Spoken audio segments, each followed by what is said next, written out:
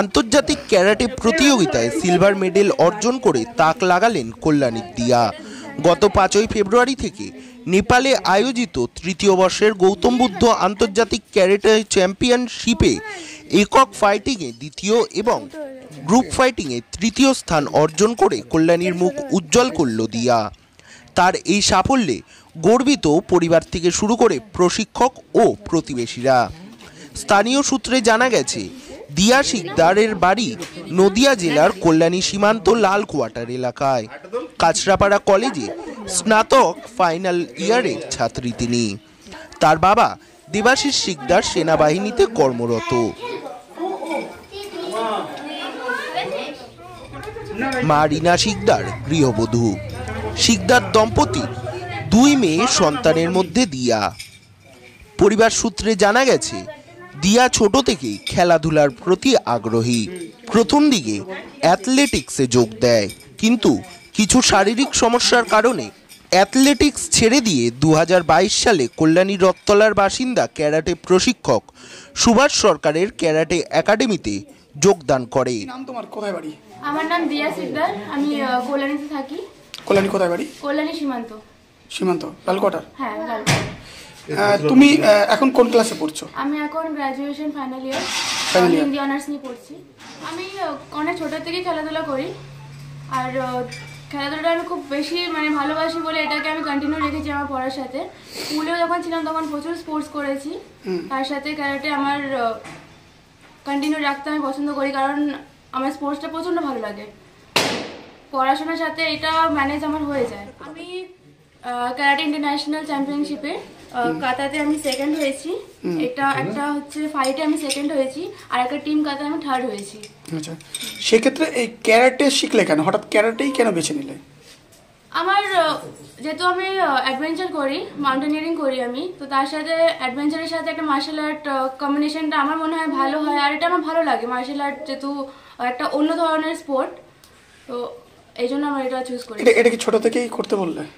না, ছোট থেকে করতাম না, আমি আগে অ্যাথলেটিক্স করতাম। তো ওখান থেকে কিছু প্রবলেমের জন্য ওখান থেকে আমি ডিস্টেন্স হয়ে গেছে অ্যাথলেটিক্সের সাথে, কিছু ইনজুরি হয়েছিল। তো তারপরে আমি আমার যে স্যার সুভাষ স্যার, তার সাথে আমাদের B3 মাঠে আমি প্র্যাকটিস করতাম, রানিং করতে যেতাম। তো ওখানে স্যারের সাথে পরিচয়, তো তারপর আমি স্যারের সাথে আমি জয়েন করি। সেই থেকেই শুরু।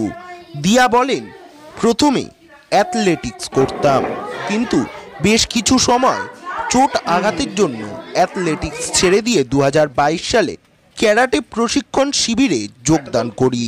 এমনকি ওই বছরই একটি প্রতিযোগিতা প্রথম মেডেল অর্জন করে দিয়া।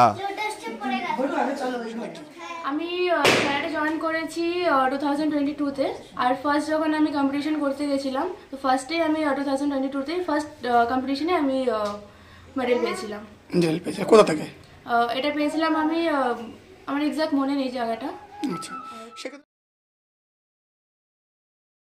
ক্ষতি হতো না, আমার সেরকম ক্ষতি কোনোদিনও হয়নি। একদম আমি টপার স্টুডেন্টও ছিলাম না, বাট 60% অ্যাভারেজ আমার মার্কস ছিল। তো দুটোকে আমি সেম ভাবে ব্যালেন্স করে নিই। বাড়িতে কে আছে? বাড়িতে আমার মা আছে, বাবা আছে, দিদি আছে, দুটো ভাগ্নি আছে। তারা কি সহযোগিতা করতো, উদ্বুদ্ধ করতো? হ্যাঁ, সবসময় সাপোর্ট পেয়েছি তাদের। বাবা মার কেমন সাপোর্ট পেতে? প্রচুরভাবে সাপোর্ট পেয়েছি। আমার মা তো, বাবা যেরকম পেয়েছি মারও সেরকম পেয়েছি। দিদিও খুব মোটিভেট করেছে আমাকে তার সাথে। আর যেখানে আমার খেলা হোক বা পরীক্ষা হোক, সেখানে সব জায়গায় আমি মাকে সাথে পেয়েছি। বাট এই সময়টা, এই জায়গাটা আমি মাকে প্রচুরভাবে মিস করেছি, যে কোথাও কোনো মেডেল পেয়েছি বা কোনো পুরস্কৃত যখন হয়েছি, আমার মা সাথে ছিল, বাট এই জায়গাটা যেতে পারেনি। তো ওই জায়গাটা প্রচুরভাবে মিস করেছি, আর সাপোর্ট আমি সবার থেকেই পেয়েছি। খেলায় কবে গেছিলে এখান থেকে আমি গেছিলাম 5 তারিখে বেরিয়েছিলাম, 5 ফেব্রুয়ারিতে বেরিয়েছিলাম। কে কে সঙ্গে গেছিল? আমাদের স্যার গেছিল, দীপক স্যার গেছিল, আর আমাদের কয়েকজন প্লেয়ার ছিল, তার সাথে একটা ম্যামও গেছিল। প্লেয়াররা কি সব এখানকারই? না, ওনারা হচ্ছে ত্রিবেণী, কেউ এই যে বিভিন্ন জেলা থেকে। আচ্ছা, তারা কিছু পজিশন করতে পেরেছে? হ্যাঁ, আমাদের গ্রুপে যারা গেছি আমরা সবাই পেয়েছি। অবশ্যই আমার মনে হয় এটা এখনকার যা পরিস্থিতি, ওখানে একটা মেয়ের সেলফ ডিপেন্ডেন্ট হওয়াটা খুব দরকার, প্রথম কথা। আর দ্বিতীয় কথা হচ্ছে, এখন যা পরিস্থিতি চলছে, একটা মেয়ে যদি মার্শাল আর্ট জানে, সে নিজেকে একা থেকেও সেভ করতে পারবে। তো আমার মনে হয় এটা খুব দরকার। তোমার নাম, পরিচয়টা আরেকবার, বয়সটা? আমার নাম দিয়া শিকদার, আমি কল্যাণীতে থাকি, আমার বয়স 21।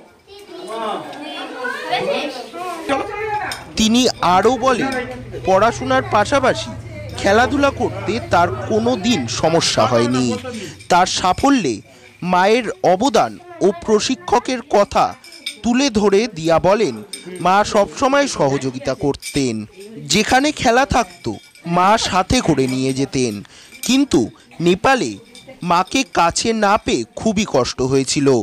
তার কথায় মেয়েদের আত্মরক্ষার্থে মার্শাল আর্ট শেখা খুবই জরুরি, কারণ কোনো সময় বিপদের সম্মুখীন হলে নিজের রক্ষা করতে অসুবিধা হবে না।